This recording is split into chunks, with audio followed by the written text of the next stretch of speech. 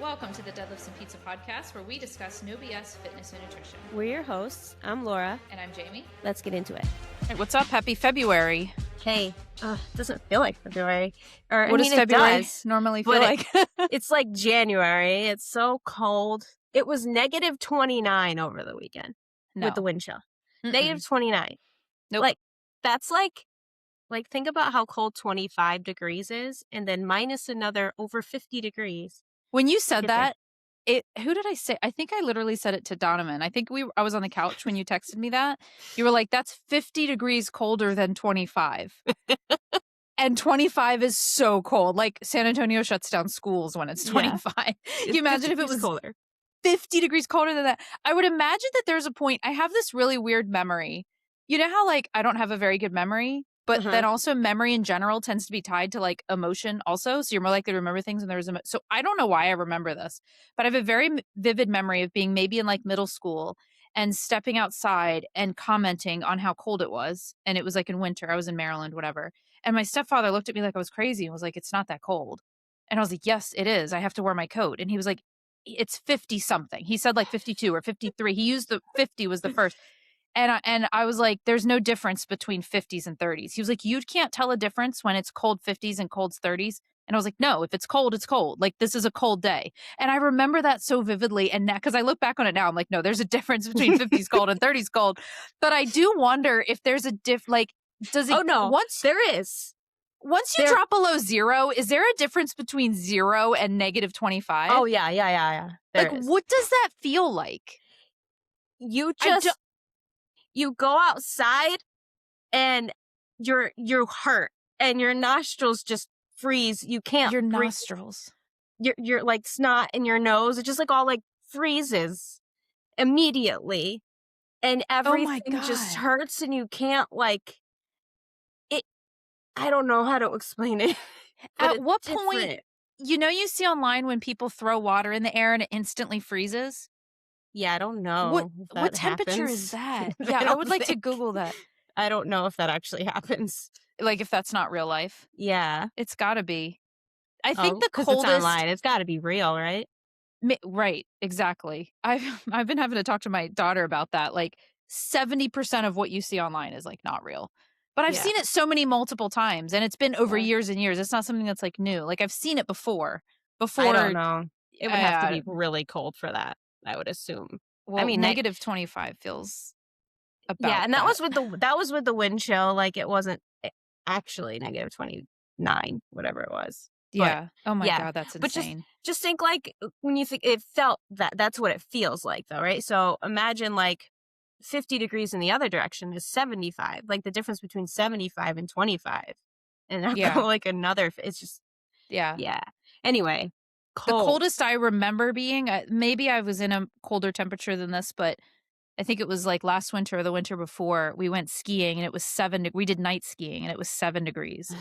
And up in the ski lift, I don't know, that was 7 degrees on Earth, right? So once you're in the ski lift, which is not Earth anymore, clearly, you're not that far away from Earth. But anyway, our eyelashes were literally freezing, like any water that was, Yeah, I know what you're saying, though. Like, if it gets to a certain temperature, it's almost like it's just cold. It doesn't matter. And 7 degrees Can you is very, feel very a difference? Cold.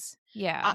I think so. But it was weird because, like I was telling you, the one day yesterday, it was actually a warmer day, being like 13 degrees when I went outside. And I felt colder that day than I did the other day. So I don't know. It depends. Well, that probably has to do with the humidity too. Remember we talked so much about humidity and dew point when it was hot and I started paying attention to the dew point. I was like, she's right. It's not the humidity. It's the dew point or the temperature. It probably has to do with that too. I don't know how the difference is, because it's freaking dry as hell in the wintertime. There's no humidity. It's super dry, which is weird why we had that snowstorm when it was negative 25 out. Interesting. That's not normal. We don't normally, like, if it snows, it's usually like in the 20s, low 30s, because that's when there's more moisture in the air. If it gets really cold, there's no moisture in the air, so it doesn't snow as often. I have a good friend she went to Antarctica. It was like a couple years ago. And it was one of those cruises, a cruise ship that takes you to Antarctica. And you don't really, like, Antarctica is actually quite massive. It's not like you go to the center of it. Like, you just go to the edge, like the very edge, and you get out and you say you were in Antarctica, right? But there was these, in all cruises, there's these experiences you can pay for. If it's Mexico, you can go horseback riding on the beach and there's these extra things. One of the extra things you could pay for in this Antarctica cruise was camping, like in Antarctica, like in the snow. So essentially what they did is they dug out these big like holes, and you had to have this right kind of bodysuit and sleeping bag, but you could sleep in the hole. And the thought process, well, it's not a thought process, it's an actual thing. Because you're kind of in the snow, you're not actually, it doesn't feel as cold. Your body heat kind of Insulated. encompasses. Yeah, it's insulated. So of course it's still cold, but it's not like as cold as you would think it would be to camp in Antarctica because you're kind of insulated, but Yeah. she didn't do it. But I just Uh, remember thinking, I dang. wouldn't. No, Like, I I mean, don't, it's quite why do I want to? expensive too. Yeah, it's just to say you did it, I think, Yeah, I right? slept in the I snow in slept in a Antarctica, car. right? Can you imagine the sky though? Yeah, That would yeah, be insane. yeah, No light pollution, like none except from the boat, but they probably turn it all off. So it's just yeah, crazy. that's awesome. Anyway, Anyway, what else? I have a quick story. Hit So me. so I got new socks, and everyone loves socks, right? I love new Yeah, socks, especially in the maybe. wintertime when it's Okay. like it keeps your feet all cozy, whatever, right? Yeah. Anyway, that's not the point of my story, but I got new socks, and I was, I wore the first pair yesterday, and what I realized throughout the day was that maybe because they were new, they were quite slippery. They were very Uh-huh. slick on my Uh-huh. floor, right? So it was later on in the day, I was doing some work on the couch, on the computer, and my husband came home, and I didn't remember that we have a child safety lock on the door for Juliana that you can only unlock from the inside.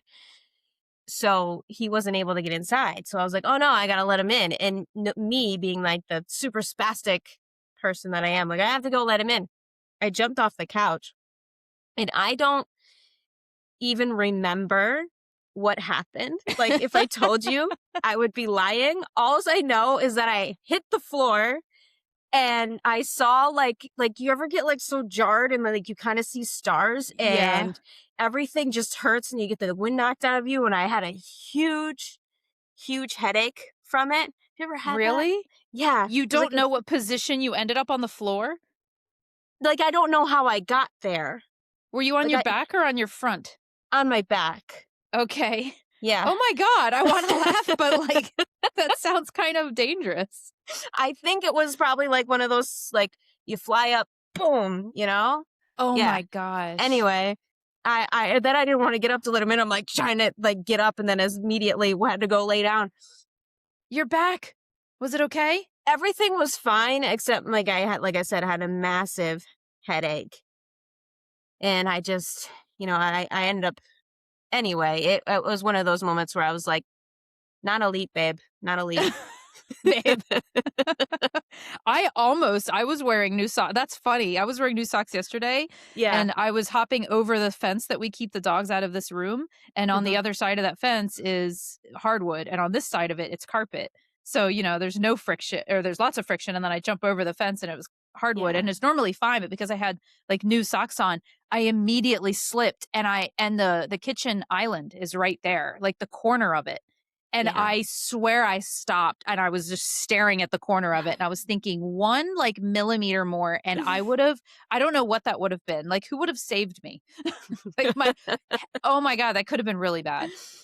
It's funny too because I fall a lot, but I'm such a short person. I don't have very far to go. It's like a Yeah. child falling, right? Yeah. Whereas like Wayne is 6'4". If he falls, it's like an event. It's like, Yeah. what? Oh no, like the whole ground shakes. It's like, oh no, are you okay? Whereas I fall, it's like, oh, it's like a child. Yeah. Yeah. So You're like a pinprick. Oh, it was yeah. Laura falling. I have uh, a random story as well today that has nothing to do with slipping or fitness, but I thought it was funny. So I take my dogs to this big field. It's a fenced in field. And I think like, little league, whatever, practice there sometimes. I think it belongs to a church. And you throw the stick for them, whatever, they can run around. So other dogs go there as well, but I seriously think because we go so often, like I've noticed that there's more and more people that are usually there with their dogs. So sometimes it's like, oh, I don't know those people. Like we can't go to the field today because there's people there. It's been like more and more. Well, this morning I showed up with my dogs and there were two other dogs there, but I knew both of them. They were two separate families, like two separate women had brought their dogs, but I knew each of them and they were playing. So I brought mine in, like, oh, they know them. It'll be great. So it's four dogs playing. And me and the other women were talking about the different dynamics between them and the way that they were acting. Like it was interesting. I won't go into that because it's not interesting for podcasts, but it was interesting, like the dynamics of them all. And then one of them kind of got like overstimulated. It was a bit much, and she was like, "Okay, I gotta go," And then the other one was like, "All right, yeah, time for us to go too." And then a little while later, this other dog shows up that they knew, so he came in, but he's almost like the bully. He's not mean per se, but my dogs totally cower with him. Like there's an energy thing there. So it was just interesting because after all of that, and I was leaving, I was like, I have this very familiar nostalgic feeling, and I can't, for like a good minute, I couldn't figure out what it was. I was like, why does this all feel so familiar? And then it hit me. I was like, this is what it feels like to have toddlers again. Like, this was my life when my kids were 1, 2, 3, 4. It's like you go to the playground, there's other kids. Sometimes you know them, sometimes you don't. The Yeah. dynamics between them. Sometimes they're ganging up on others. Sometimes one gets overstimulated and they have to leave.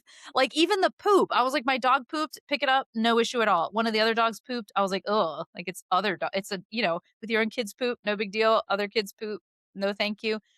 I called my husband. I was like, "Oh my god, I'm legitimately in a new like I'm a dog mom, like a real dog mom. Bring your toddlers to the park.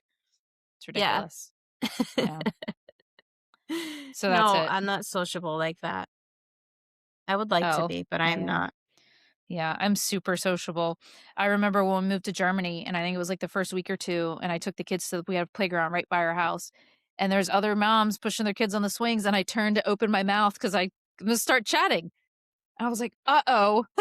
I can't. I like the language. I can't Yeah. like even if I could get to the point where I could produce some German, I might not understand what they say to me. And it felt like a handicap. It was very strange. I just had to I stand there quietly. I remember you telling me, like, you were like, "Can we put the sandbox in the front yard so I can Yeah. see people come Mhm. home and say hi to them?" Like, that is just the funny thing, though, like Yep. I said this to you, the funny thing is, like, I would like you as a neighbor. Like, if you did that and you were like, "Hey," like, I like friendly people. Like, just because 'cause I'm introverted doesn't mean I don't like people. Right. You know what Yeah. I mean? Yeah. I wish I could be that way, I'm just not. Well, I'm pretty like to my own horn. I'm pretty good because I'm very chatty, but I'm socially aware enough to know when other people don't want to. I'm not one of Hmm, those overbearing people that if you don't want to talk, I just don't shut up. Like I'm not like that. Like, I was an excellent waitress. I always knew exactly when tables like wanted to like chit chat and when they just wanted to be left alone, and I could mhm. like touch and go. So yeah, Well, yep, I'm that's good. chatty. That would be yeah, because those people are the worst. The ones that talk Oh at you and yeah. they don't like, I don't Or you're wanna in the hear. middle of, like, a literal word at a table at a restaurant, and they come up and say, "Can I get you anything?" Yeah, And I just, yeah. like, slowly turn my head, and I'm like, "No." Like, just if I Uh, needed something, I would have been, like, eyeing you down. I would hate being a waitress, like, going up to people and being like, "When do I go?" And, like, I don't wanna Yeah. bother them. No, Yeah. I was so good at it. I miss waitressing, so I was so good at it. Anyway. Alright, fitness and nutrition. I read some interesting studies this morning. Actually, it's funny because 'cause they're not that interesting. Well, kind of interesting. Well, let me see. Let me see what you think about this. What is your opinion? So, one of them that I was reading, I have to go back and look at the notes of it. One of them I was reading was comparing essentially, it was called the sweet tooth trial. And you know how we talk about after like even like a week or two of eating, just like, what is the highly palatable foods, like high sweet sugar and fats, like over the holidays and stuff, you just crave it more. Mhm, And so this was basically kind of comparing, it was looking at that, but it was looking at it mainly with sweet foods. So it was a 6-month low, regular, or high dietary sweet taste exposure. And then what they were testing was the liking of like a sweet taste and weight and all of that stuff and like the desire to eat more sweet stuff. And so they took like a bunch of people, mostly women, I think it was like 180 something women, our age ish. And for 6 months, they didn't, it wasn't like a super controlled situation, but they gave them kind of meal plans that highlighted what they were supposed to eat. And they had like a low sweetness, a medium sweetness, and a high sweetness kind of menu essentially. But the thing about it was that it wasn't really like the foods that they chose were apparently from this list that categorized things by like if it was like just sweet sour or sweet fat or sweet salt and fat. It was like all these categories of lists. So the list they chose to use were sweet and fat and sweet and sour. So sweet and sour was like fruits and yogurts and maybe a little candy. I don't really think they used much candy though. Jellies and jams and stuff like that. And sweet and fat were things like biscuits and cookies and things like that. And they had these like different menus to choose from. And so I think it was like an example of a breakfast for a low sugar group was like some, and it was not just sugar, it was sweet tasting things. So they used low sugar things. They made all the calories equal. And to make all the calories equal on the menus, they did some of the things like sugar free. So I think in the low sugar group, they had like I don't know, something maybe with like a little low sugar jam or something, but then it was like mostly savory things. And then the medium sugar group, it was like a biscuit with some jelly on it. And in the high sugar group, it was like a biscuit with jelly and fruit and yogurt. So it was like lots of sweet things. And then they had him eat like this for like 6 months. And then they had him stop doing that. And then they measured like all of these things to see if they were craving things more or if they tasted sweetness less. You know, you taste something, you're like, it doesn't really taste that sweet. And the conclusions essentially, do you want to guess? Uh, you can just Not say it. really. Okay, yeah. No difference.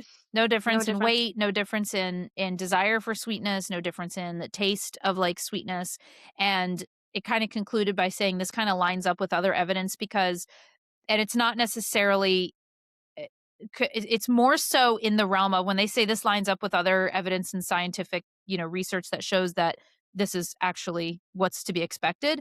But I think it's more so in the lane of people saying, oh, you shouldn't even drink diet soda because your body sees it or as sweetness and you crave it more and it's going to be, you know, detrimental long term. And we know that's not true. So I think this article was more in line, or this study was more in line with like kind of trying to go along with that ideal. But also, like, if you look at the things that they were eating, it still wasn't it was higher in sugar, but it wasn't higher in necessarily all of the things, like high fat, high calorie, high sugar, high salt, like all of them, right? I would think, I mean, I don't know, maybe it's the way they conducted it, but I don't, from personal experience, and it's not just like something where it's like, oh, it's in your head. Well, it kind of is in your head in a way. That is not accurate. I when don't know, like, I was thinking that too, but I think it was because the food selection, they were still controlled for calories. So when I think of the times that I feel this way, where I've been eating that way and now my palate craves it, it's almost always when it's not just sweet things, but it's combinations of sweet, fat, salt, and higher calorie intake.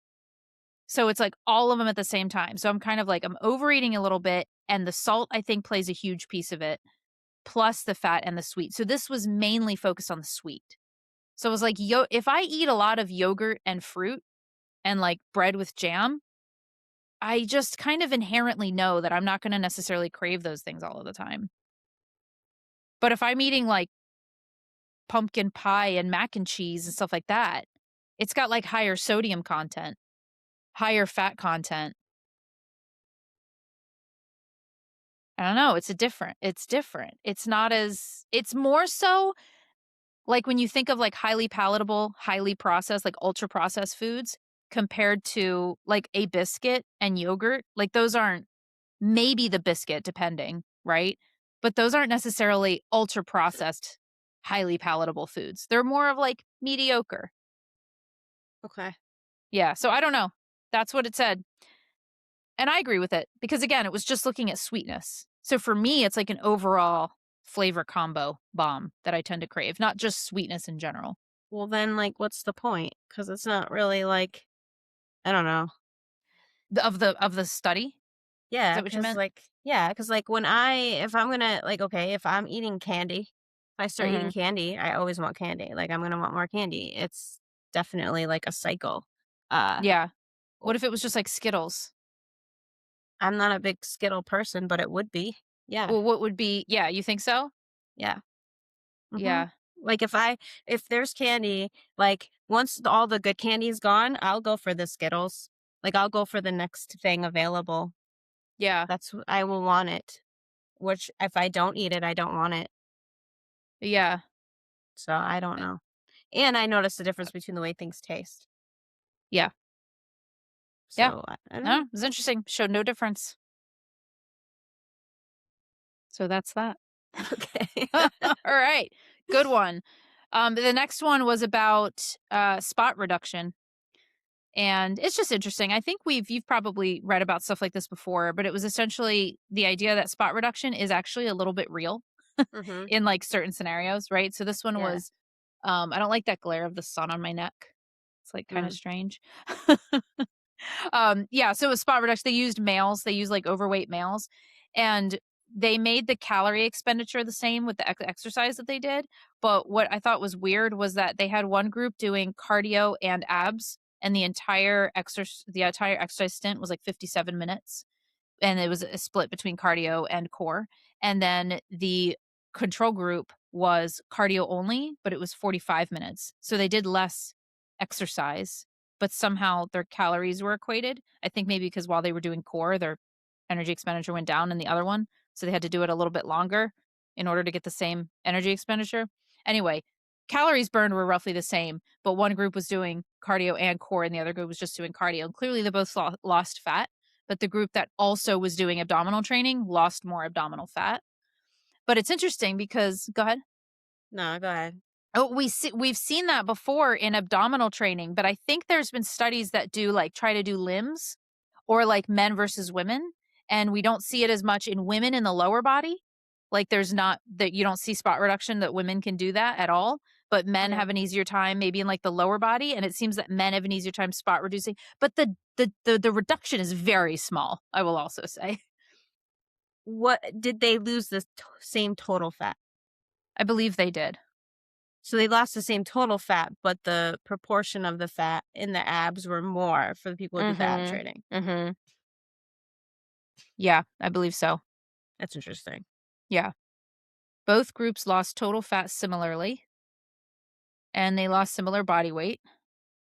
But yeah, there was more total fat loss from the abdominal region when they were also working their core. I'm just always trying to think of like what are the reasons. I don't know if it's the only reason is because they were working their abs. It could be that they're doing some form of resistance training, which could change the profile somehow of where the That's fat comes true. off, you But know? there was something like I can't this is where the science leaves me because there was something, and if I dug into this a little bit more I could see it, but where it said at the study like at the end when it was in the conclusions and stuff, it was saying that some I don't know if it was eh, some long sciencey name. It could have been like a hormone or it could have been like a chemical. I don't know what it was, but they were saying that women have a higher concentration of it, and that might be why we don't see similar results with lower body spot reduction in women because they have more of this blank, whatever it was. I didn't read into it or dig into it. And so I think I think there is more I think it's a balance because I think there is more like there is spot reduction happening when you're working muscles in certain areas. I think there's some kind of signal to your body that's mobilizing stuff in those certain areas. But again, it's such a small difference. So it's not going to be a difference maker of like inches. You know what I Yeah. mean? It's not like Yeah. somebody's going to carve an hourglass, whatever from this. It's like you can only Yeah. see it even on, when you're doing scientific studies and you're comparing, these numbers on a level where we're really looking at like decimals and stuff. That's where you see it, but you're not going to walk around and be able to like see that difference. Yeah. Yeah, I mean, your makeup is going to determine where you're losing your fat more than That's them. also true. Exactly. That's also true. So anyway, mildly interesting. Yeah. Yeah. You want to do Both some? interesting and a little I don't know. I don't know. Yeah. Well, it's like you read Oh. stuff and you're just like, huh, you just kind of intake. It's one of those things where you have Yeah. a box and you're just like putting them in your box. And I have seen other studies though where it was like, yeah, it is slightly true. yeah, spot Yeah. reduction actually is slightly true. And we've, Slightly we've, true. we've seen that before, but still Yeah. for the everyday person, I would say it's really not true. Yeah, Right? yeah. Yeah. You It's not gonna can't make look that at big your of a bat wings on difference. your arms and say, "How do I?" You can tighten it a little bit with resistance training in that area, but Yeah, you're not gonna successfully lose fat there that way. yeah. How's the landmine program going? Good. It's You're going not good. doing it right now, are I you? am. I'm doing it right now. You're actually Yeah. doing it? Yeah, so I wanted Cool. to test it out first So you to already see. wrote it? The first week, and then I'm gonna, edit it as I go along. But, yeah, so someone in the squad wanted a landmine program, right? Yeah. Uh, and of course And I said, "Hey, Laura, I wanna love write the this landmine. program?" Yeah. So, it's going to be mostly all landmine. There's a little bit of body weight stuff, but it's majority landmine. Mhm. Very little of anything else needed. Um, and it's 3 full body, 3 days full body, and then 2 bonus workouts that are mobility and conditioning. And the 3 full body, they take like an hour or less. They don't really take that long. If it's kind of quick for me anyway. That's quick. That's That's a quick funny. quick workout. An Why? hour is a quick workout? To me, yes, it was like, whoa, this time that I've that includes the warm up too. Okay. Um, I won't work out longer than an hour, so for me, hour is like the max. mm, Then I'm done. it's hard to get everything in sometimes in an Yeah, hour, especially if you're that's doing 3 true. full body. Um, but the landmine makes it easy to switch from exercise to exercise. Mhm. So it has 2 power exercises at the top. And with power, remember, the goal is to pick a lighter weight. You don't want to go as heavy as possible. You want to pick something light enough where you can move explosively, right? Um, so there's 2 power exercises first, and then which landmine is great for power. Some of it's body weight, some of it's landmine. And I like superset stuff to make it go a little bit faster. Mhm. So you'll do one, and you don't like go right into the next one. You want to take like 30 seconds to a minute, depending on which exercises they are, before you go into the next one. And then anyway, and then there's like 3, depending. I don't know if every single workout is 3, but I've only done the first 2. Well, I've done 3 workouts, but the main workouts, I've done the first 2. I haven't done the last one yet, so I don't remember because I programmed this last week. But there's like 3 strength and hypertrophy exercises, and then at the end is something special. Each, each Something special? something special each workout. So on Mondays and Fridays, or the first and the last one, is escalated density training. Oh, cool. So escalated density training is a fun way to get in a ton of volume in a short period of time, right? So it only takes 15 minutes. And what you do is you do exercises back to back. And you want to choose exercises that don't interfere with each other, right? So it's going to be either a push and a pull, or an upper and a lower, or something like that. So for this, we're doing a Romanian deadlift with the landmine and hand release push-ups. I like the hand release push-ups Mm. because it's harder to cheat, because a lot of Mhm. people, once it gets hard, they don't go to the Mhm. full range of motion. So what you do is you pick a weight that is your 10 rep max. So if you don't know what that is, you can kind of do some warm-up sets and guess to where about that would be. And you're going to only do 5 reps with that weight. So it's a weight that you can do 10 max. You're going to do 5 reps. And for the push-ups, I would do half of what you could do. Like if you can't do a lot of hand release push-ups, you could always elevate your hands and do regular push-ups. So I put Mhm. that in there as an alternative. So, and then you're going to go back and forth between those exercises with minimal break. Like if you need a break, you're allowed to take a break, but you don't want to be like standing around for 2 minutes. There's very little breaks in between. So for example, in that 15 minutes, I did 12 sets of each. Jeez, I was gonna ask that. So you go back and forth for 15 minutes? For 15 minutes. So I did 12 sets of each exercise. So 24 total sets, or Uh-huh. 12 supersets. Yeah. So you get a ton of volume in a short period of time, which is why it's really good for hypertrophy, but also like your work capacity, being able to do more work and in a short amount of time. For So it's a good sure. way to, yeah, get a lot of work in a short time. And it's still like like, it doesn't feel like, "Oh my god, I'd hate this. I don't wanna do this anymore." Like, it does start getting challenging towards the end, um, but because you're only doing 5 reps with a weight that you can do 10, it's not too bad, but your reps may go down as it goes on, right? So, if you're only able to do say you're able to do 10 push-ups, so you're only doing 5, by the end, you might only be doing, like, 1 or 2, and that's okay. Like, that happens. The reps are Yeah. probably going to go down as it goes on. And then the goal is, like, okay, so let's say I'm just making up another. I did you're gonna add up the total amount of reps you did. So let's say you're like, I did 100 reps. That means next time I want to try to beat that number. Like, that's my score. And next time I want to beat that number.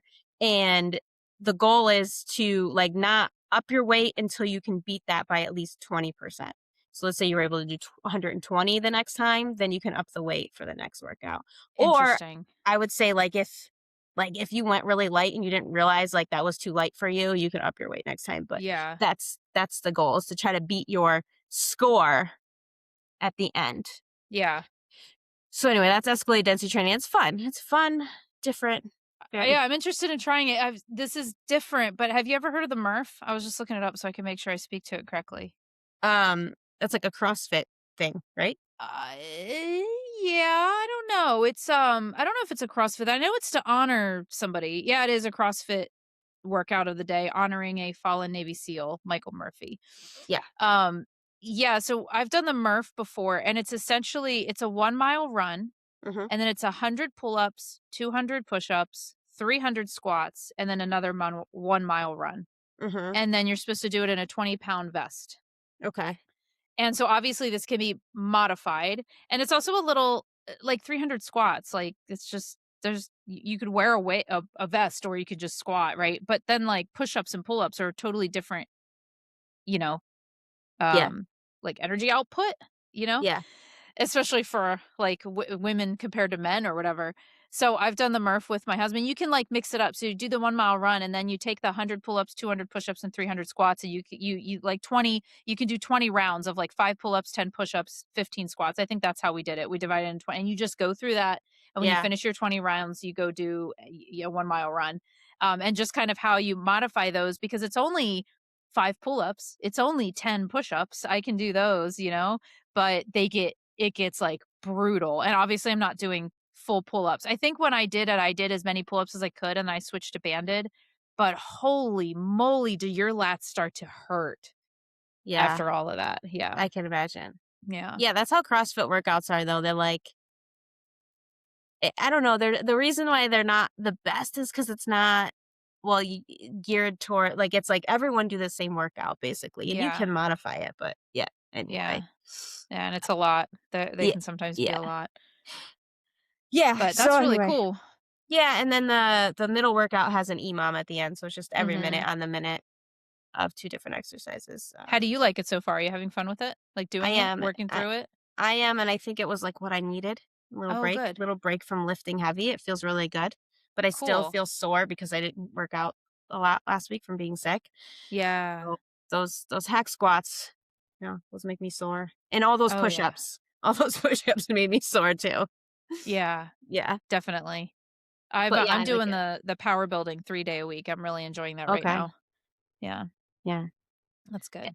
Oh, and the bonus conditioning, so, like, one of them is landmine complexes with mobility in the beginning, and the mobility is not, like, just boring, like, stretches, there's some of that in there, but it's also, like, different exercises and stuff, and then, the other one is explosive repeats with mobility before it, so you don't have to do those, they're just bonus, but if you wanna add some conditioning in, I can't they're wait to there. try it. So when do Yeah. I get to see it? Is it in my version of the app yet, or is it in yours? It's in mine, so I can Okay. put it in this weekend. Yeah. Do you have to re-enter everything, right? Because it's a different account? Yeah. Yeah, Yeah. and which doesn't take that long, it's just, finding all the exercises because I already have all the I exercises in know. mine, so I have Uh-huh. to, but I could use the same. I have to, like, 2 things open, I have to just go back and forth, and I Yeah. could use the same, videos if I want, just copy the link. If you by any chance have links like that you could grab links and just put them in an email to me and then send them to me, I can put all those exercises in the library, so it'll go a little quicker. Okay. Yeah, Alright. talking work stuff. Sorry, Yeah. guys. All right, that's awesome. I'm excited about Yeah. it. Q&A. Okay. It's funny because some of these are a lot of these actually are questions that I've had from clients the last, like, 2 weeks, 3 weeks or so. Okay. So they're a little bit more, sometimes I grab them from, Facebook groups where people are asking questions, so they're legit Yeah. questions, but might not be for us. So yeah, this was a fun one. My coworker said I shouldn't put bananas in my smoothie because they're too sweet. So I wanted to get your take on that.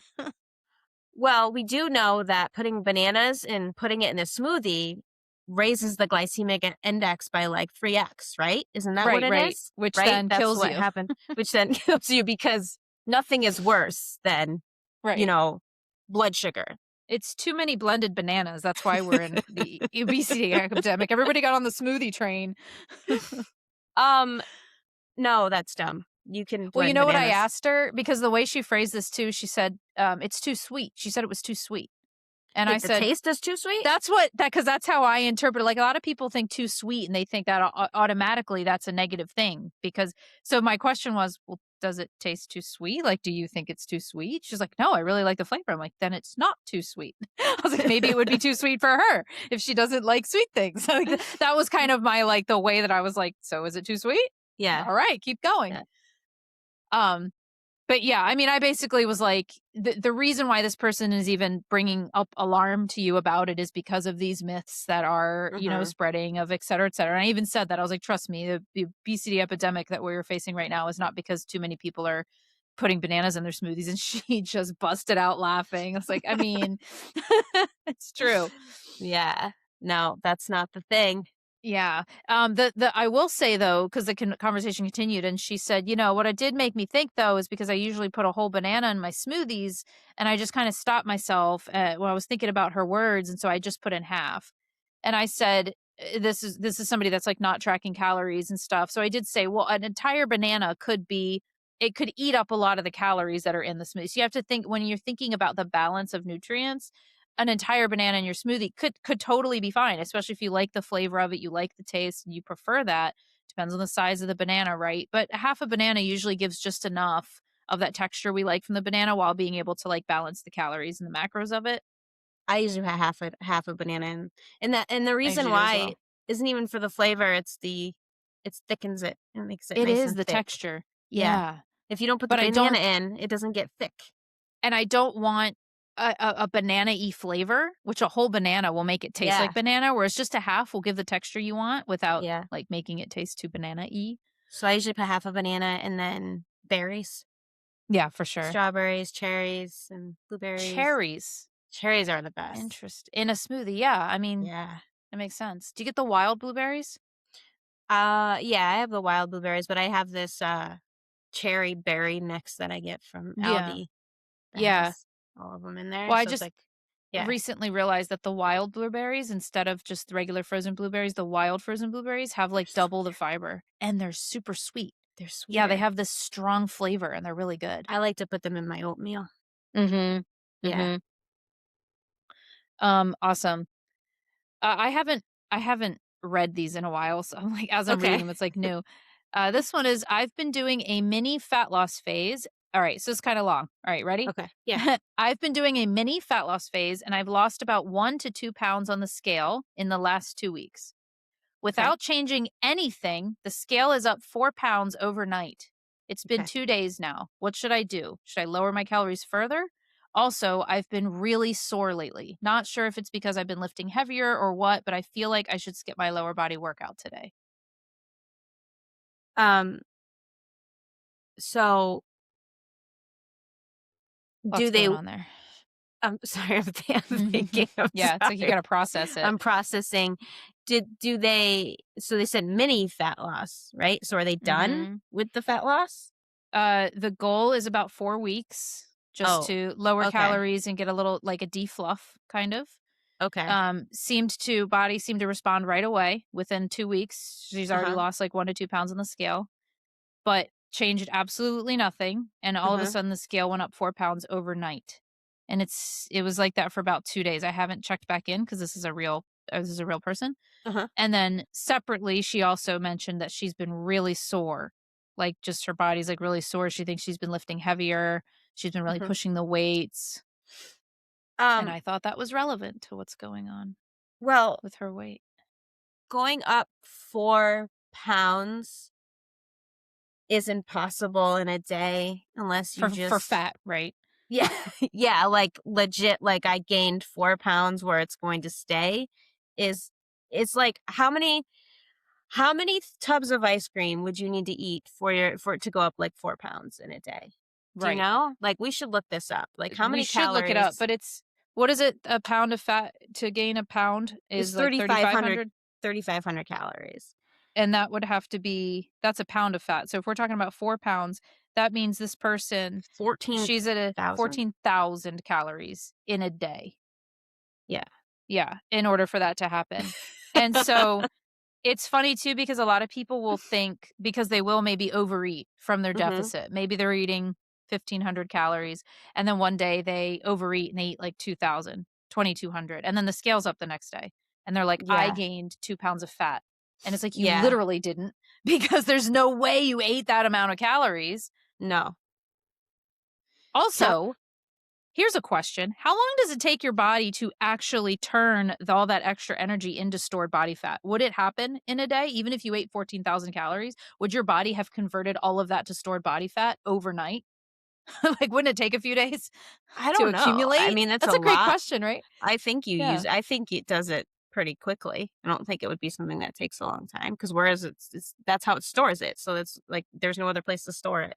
Yeah, but the It's turning it into digestion fat. process of 14,000 calories, I mean, digestion of a normal diet alone takes, what is it, like 24 to 48 hours to fully digest stuff in your system? Does it take that long? Does it only take like 8 hours for I don't know. I don't think so. This is all the information we should know, right? There's 137 calories in a serving of ice cream.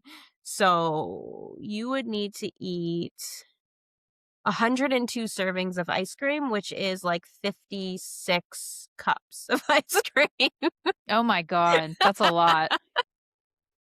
if I Yeah, did no, that right. digestion, if we're talking mouth to the other end, like the Mhm. waste coming out, it can be up to 59 hours. Because the food 59 is hours. broken down in the stomach about 2 to 4, depending on the macronutrient breakup rate. In the small intestine, 4 to 6, and then the large intestine, 10 to 59 hours, depending on diet, metabolism, and all of that stuff. So if you have 14,000 calories, I would imagine that would slow that down even more. Yeah. So it would Yeah. I probably think so. accumulate. It wouldn't just be like all of a sudden you have 4 pounds of fat overnight. It would, even if you ate 14,000 calories, it'd probably be over the next couple days.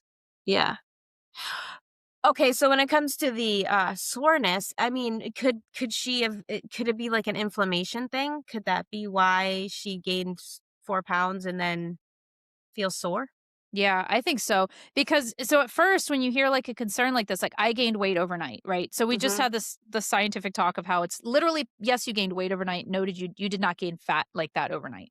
Especially if you didn't change anything. You didn't gain fat like that overnight. Any fat. So what is it? There's something else going on inside of your body that caused your weight on the scale to be up. It could be inflammation, it could be hormones, it could be holding on to more water, salt retention, eating later at night the night before, when you weighed yourself. So many things could like impact that. So then it's like, well, it's one of these random things. So just keep doing what you're doing and that random thing will work itself out and you'll be back to where you were, right? Mhm. But then when she mentioned, "Oh, by the way, I'm like really sore." It's like, Yeah. "Ah, I bet you're holding on to water right now. Maybe you did train heavier or maybe you're in a hormonal state where your body's not responding as well to the stimulus of strength training and you're not recovering as well. Maybe you're getting close to your period, maybe who knows what's happening." And yeah, you basically that's a sign of that you're probably have some inflammation and holding on to some water weight. Yeah. And yeah, just stick it out. And Yeah, either normally way, the it'll answer go is stick it out. Yeah. yeah, it'll normalize. Now, if you stay there for like a month, then we have a problem, you know. Right. Yeah. And then so that's a thought too. It's like, well, there's really you can't trigger reaction. You can't because you're going to No. mess yourself up. You have to wait and see what happens because if you had a dip in scale weight of like 1 to 2 pounds for 2 weeks, but then all of a sudden it goes up 4 pounds, so that's like a pound or two above where you started, and then you stay at that weight for Mhm. like weeks on end, then that means that the downwards blip of 1 to 2 pounds was the thing that was the oddball, Yeah. not the increase of 4 pounds. It means you had this real oddball thing, but now you're actually stabilized. And what you've been doing actually hasn't been working. Your body is not, not actually in a deficit for whatever reason. And that's when you can, like, okay, we need to reevaluate what we're doing. Yeah, and it's frustrating, right? I can imagine, you just lost 1, 2 pounds, whatever, and then you get on, you're like, now I'm 4 pounds heavier. What is Yeah. going on? That's frustrating. The Hmm. scale can be frustrating. It can be really frustrating. And it's a hard balance. Like I was just talking to my mom. So, one of the things that I typically recommend is weighing yourself every day. And the reason I recommend weighing every day is because you get used to seeing those fluctuations. I don't recommend weighing once a week. Once a week is too long of a time, but also too short of a time. Like it's too long in between, so you don't get to see the scale fluctuations, but it's too short. Like it's not. I could get behind. This is what my mom was saying. I'm not going to step on the scale for 4 weeks. I'm going to step on the beginning, and then 4 weeks later, I'll step on at the end. I can see that because you will see, progress within that time, but 1 week is too short. So where you might literally be seeing the worst part of your weight, in one of the negative randomized, and then a week later it's the same even though you've actually lost fat, but you're not seeing it because it's too short of a time. So it's like either weigh every day or maybe do like a big space in between and disconnect, Mhm. but finding that balance. Yeah, definitely. Could you see the benefit of not weighing yourself in I don't 4 to 6 weeks? I don't weigh myself all the time, like, unless Like, if you're in a fat loss phase? if I'm in a fat loss phase, I wanna weigh myself every day, but if not, I do it sporadically. Yeah, Yeah. so my mom just entered she's tracking and she's getting really serious, she's gonna do a fat loss phase right now, and she does not wanna weigh herself again until 4 weeks later. Yeah, I mean, And I can see, yeah. if it screws you up, some people, it's probably a good idea. Yeah, depends on the person, right? But because some people might do like see oh, I went up 4 pounds, I need to change. If you don't see it, you're not gonna make any Mhm, changes. mhm. So I can see that. This is a common one that I hear a lot. Okay. How do you know when you need a lifting belt? Um, I I mean, know. how do you know? I don't know if you do like, if you ever need one. I mean, certain people might Right, need yeah. one, but I don't know if it's like, you know, it's not like a given that everyone's going to need a lifting belt. Does that Right, make sense? yeah. Eh, yeah. It's kind So, of like, but not quite the same as like, how do you know when you need like lifting straps? yeah. Well, I would kind of say if you have to ask the question, that you don't need them yet. Yeah, You'll no. know. You would Yeah. know if that's something that you think could help you get past a hump. That's really what it is. Yeah. If you I find yourself feeling like you need something to help get you past a hump, because like you and I, we don't use lifting belts and we lift very close to our maxes, if not to the max without yeah. them. I mean, I don't know, since I hurt my back, maybe it would be a good idea, but I don't like using any kind of, like, artificial I feel like if I can't lift it, then I shouldn't lift it But without needing the something. the belt compared to straps, because the straps are actually helping you a little, but the belt isn't actually helping you lift anything. It's like a feedback system for what you're already doing. It does, though, because people who lift with a belt can usually lift more than they can lift without the belt. Yeah, but is that mental? I don't know. Because I the don't know. belt's not actually providing any force on the weight, right? It's not actually No. like straps. Yeah, you can lift more with straps because you can hold on to it, you know? Yeah. But the belt is not. Now I want to look into this. It's not actually pulling any force, right? It's a feedback Yeah, system yeah. for how you're bracing. So can they lift more with the belt just because they're kind of scared to lift without it? Yeah. I don't know. Yeah. Because I in don't know. some Or they don't hurt themselves. That's the, obviously the comparison I can see. You don't hurt your back because you're not letting your core fail because you have this like reminder of how whatever how that feels. Yeah. But it still doesn't have to do with your actual force production. It still has to all do with you. Yeah. Yeah, I don't know. Yeah. It's like wearing a heart rate monitor. Like people's VO2 max is higher in people that wear heart rate monitors. It's like they see more improvement. They can get it higher. It's like, well, yeah, because they have a thing that's helping them see. Yeah. You know what I mean? It's not actually improving the cardiovascular system. It's just like a Yeah. messenger. That's what the belt, I think, is like, more of like a messenger to you. I got my new heart rate. I finally got it and then used it now that I'm not sick anymore. New Oh, heart rate monitor. the chest strap one. Yeah, and I did it for the first time this morning. You're supposed to like check your recovery, and it checks your heart rate variability, you know? Oh, Um, I want that. and mine was so much higher than, which is good. It's supposed to be higher than like what my Fitbit tells me it is. Oh, And my resting heart rate is lower than what my Fitbit tells me it oh, is. Like I it was want down it. to like 58. Dang. Whereas mine will say, like, now, remember, like in the springtime, it was telling me it was like 62, 61, and then over like it started climbing back up again. It's been telling me it's like 67. And I'm like, Huh. but then I'll look at it when I first wake up and it'll be like 63 or something. And I'm like, you're lying to me. I don't understand where you're getting these numbers from. Yeah, Like, I don't know. But anyway, I really like it. that's It's, cool. yeah. I want to buy one. Yeah. Anyway, the answer to that question, though, is that you don't. If you're asking, I don't know. That's not necessarily true. I would say if you have to ask the question of how do you know when you need a belt, then you probably don't need one. I feel the same way about like lifting straps, elevated heels when like squatting, stuff like that.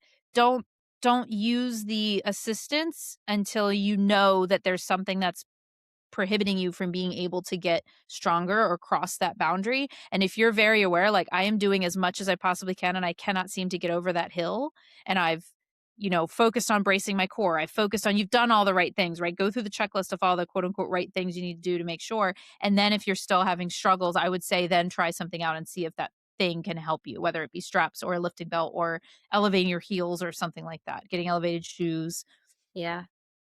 Yeah, and I would only use them when you really need, like, for straps. I only use it for things that, okay, so, like, if I'm doing walking lunges, I might use straps because holding on to those weights for 20, well, 10 reps, but, like, 20 if you count on each leg, right, is a long time to hold heavy weight. Yeah. So for something like that, I might use strap, like, so usually, like, leg exercises or something that I'm using dumbbells, or every once in a while, but I rarely, maybe like a Romanian deadlift.